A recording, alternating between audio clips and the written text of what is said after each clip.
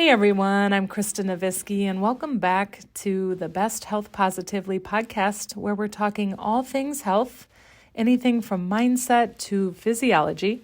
And I'm glad you're here with us today. We're going to be talking about chronic inflammation and what we can do about it. And this will be more of an overview. There's so much information in this area, and I'll be honest, the topic, chronic inflammation, doesn't sound too exciting. You might be thinking, this sounds kind of boring. But please stay with me. We've just got to cover some of the basics first so that you'll understand why this is so important. And then we'll get to the part that's, in my opinion, a lot more fun.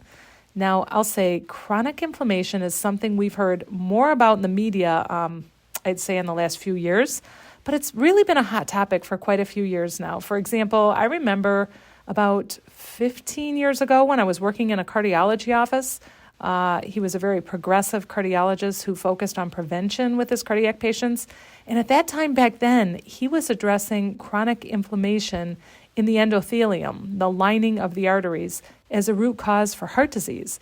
But since then, in the past decade or so, there's been so much research on chronic inflammation, and now it's widely recognized as an instigator of so many diseases that we now struggle with, including heart disease, cancer, type 2 diabetes, autoimmune disease, bowel disease, Alzheimer's disease, depression, anxiety, and on. So more recently, chronic inflammation has been front and center because there's more interest in the data related to the cause of chronic inflammation, which is actually a problem at the cellular level. Now, I want to say a lot of the research that I refer to here today is from Dr. Casey Means' book, Good Energy. It's a great book, very well documented with numerous citations in regard to the latest research on these issues. I really highly recommend it. If you aren't familiar with her, she's a physician, actually an ENT surgeon, who turned away from her mainstream medical practice after becoming frustrated with the focus of modern medicine on prescribing medicine and doing surgery to address symptoms rather than getting to the cause of patients' problems. In other words, just putting a Band-Aid on the problem. So she's embarked in a whole new direction and sharing her research that underscores the connection between cellular dysfunction and most of our modern health problems. So there's a little background information there. But for starters, let's talk about chronic inflammation and what it is. So this is a condition that extends far beyond the short-term inflammatory response that's typically related to acute problems like a cut or an injury. But rather, chronic inflammation means that the immune system switch, so to speak, is stuck in the on position. So there's this ongoing inflammation that's kind of occurring in the background. It's often described as being invisible because you don't really know what's happening most of the time.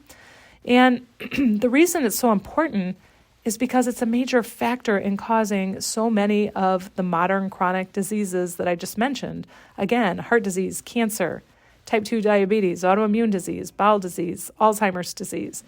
So now you might be thinking, okay, Krista, I get it. This chronic inflammation is the problem, the underlying cause of these diseases and chronic problems.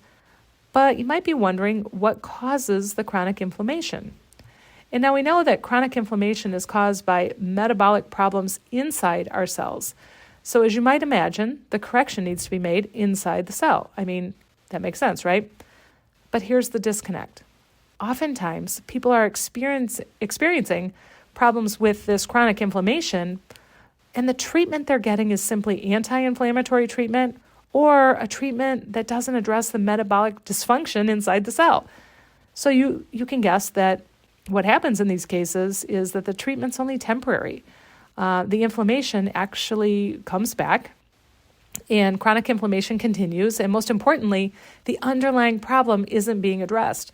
So this keeps people sick, never getting to the root cause of their problem, just, always managing symptoms. Now, just one point about the metabolic dysfunction in the cell, and then I'll get on to what we can do to address the problem. Specifically, the problem in the cell is quite simply broken mitochondria.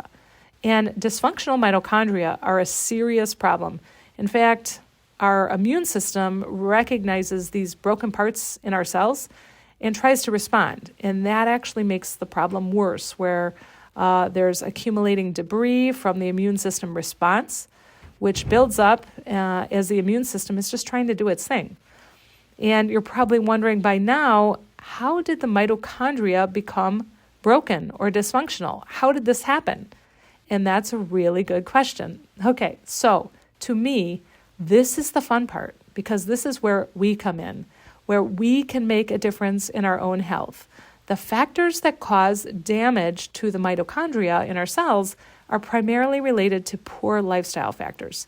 Things like being sedentary, poor nutrition, eating processed foods, overconsumption of food, chronic stress, poor sleep, problems with our microbiome, often due to poor diet and stress, and even overuse of drugs and medications. Now, the best part of knowing this, that poor lifestyle habits cause mitochondrial damage, is that we can do something about it.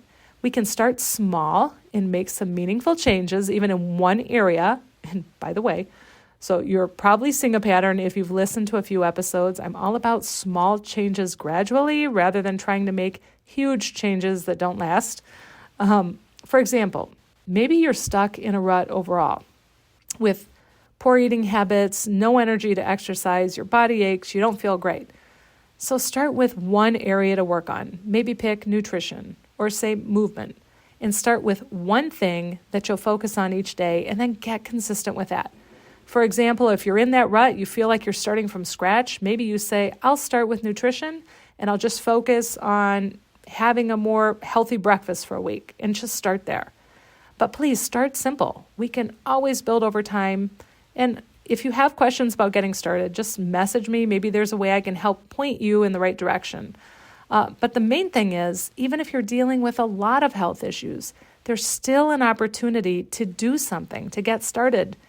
And listen, I've talked to far too many people who have multiple problems and are on lots of medication, and they're still not doing well. And if that's the case with you, maybe it's time to take a step back and reevaluate where you're at, what's helping, what's not, and consider what you can do to impact your situation. Maybe you haven't connected lifestyle habits to the problems you're having, and that's okay, because that's not what's emphasized. Medications are pushed. Lifestyle habits are often overlooked, glossed over. But if you're still having problems and not feeling great, ask yourself what small thing you might be able to do around lifestyle and just take that first step. One day at a time. Let's take an approach that's one day at a time here. Or maybe you're not having any problems and you consider yourself pretty healthy. And I hope this information will encourage you to prioritize your healthy habits, whether or not you have in the past, because living healthy in terms of nutrition, movement, stress management, sleep, will promote healthy metabolism in your cells. And this is so important in preventing the diseases we've been talking about. And to get to a lasting solution, it's so important that we address the root cause of the problem. And that means we're going to have to do the hard work around lifestyle habits, nutrition, movement, sleep, stress management. I know it's not easy. Trust me, I get it. It takes a commitment of time and energy to practice healthy habits, and that may seem hard. But it does remind me of that quote. You guys have heard it. Something like eating healthy and exercising are hard, but so is being sick and feeling horrible. Choose your hard. And I really think that's a great perspective to have here. We get to choose.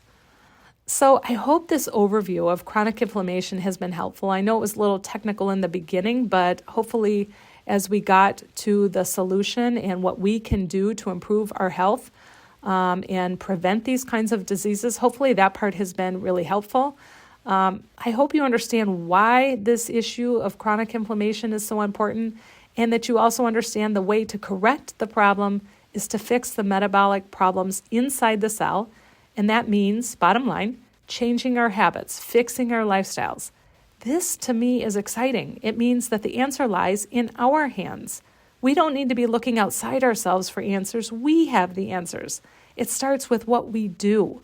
So I hope this is helpful. Thank you for being here. I'd love your feedback. Let me know if you need some help getting started. I'm here and happy to help, and I will see you guys here next time.